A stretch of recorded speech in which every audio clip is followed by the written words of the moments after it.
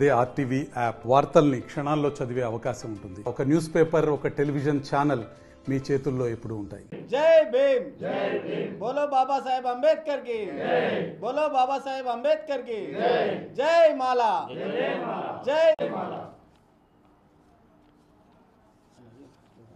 మాలల ఐక్యత వర్ధిల్లాలి. మాలల డాక్టర్ బాబాసాహెబ్ అంబేద్కర్ కి కాపాడుకుందాం భారత రాజ్యాంగాన్ని, కాపాడదాం కాపాడదాం కాపాడుకుందాం. బోలో డాక్టర్ బాబాసాహెబ్ అంబేద్కర్ కి జై, జై భీమ్, జై భీమ్, జై భీమ్, జై భీమ్, జై భీమ్, జై Bhim.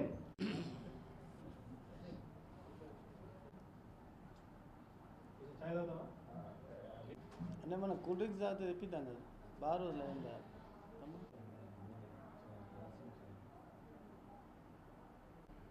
Okay okay, right right, ఇక్కడ దొరుకుతుందా? తర్వాత మీరు పునరాలోచించి దీన్ని సమీక్షించి అందరికి న్యాయబద్ధమైనటువంటి పునరాలోచించాలా. ఇప్పుడు నెక్స్ట్ జరగబోయే అసెంబ్లీలో కూడా పెట్టదా. రేవంత్ రెడ్డి గారు క్యాబినెట్లో వర్గీకరణ బిల్లు ఆమోదించినట్టు ప్రకటించారు. మేము ఈ ప్రభుత్వాన్ని ఒక ప్రశ్నిస్తున్నాం. ఏదైతే ఏకసభ్య కమిషన్ షమీం అఖ్తర్ గారిని కమిషన్ గడువు మార్చి 10 వరకు పెంచినట్టు గవర్నమెంటే అనౌన్స్ చేసింది. మరి నిన్న జరిగిన కేబినెట్లో షమీం అఖ్తర్ గారు రిపోర్ట్ ఇచ్చిండ్రు, దాన్ని ఆమోదించినామంటే ఇది ఎవరిని చూతే బనాయించడానికి ప్రభుత్వం చేస్తుందనేది మేము ఈరోజు ప్రభుత్వాన్ని ప్రశ్నిస్తున్నాం. మీకు నిజంగా మీకు అంత ధైర్యం దమ్ముంటే మేము మాలలకు అన్యాయం చేస్తామని చెప్పి ప్రకటించేసి మీరు వెళ్ళండి.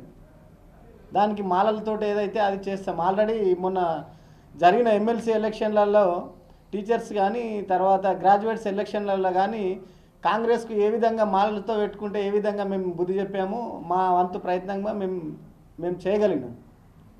కానీ ఒక పక్క డేట్ ఎక్స్టెన్షన్ చేస్తున్నామని చెప్పి వాళ్ళే ప్రకటిస్తారు. మరి దాంట్లో క్యాబినెట్లో పెట్టి మేము వర్గీకరణ బిల్లును ఆమోదిస్తున్నాం, జరగబోయే 12 నుంచి అసెంబ్లీలో పెడతామని చెప్పారు.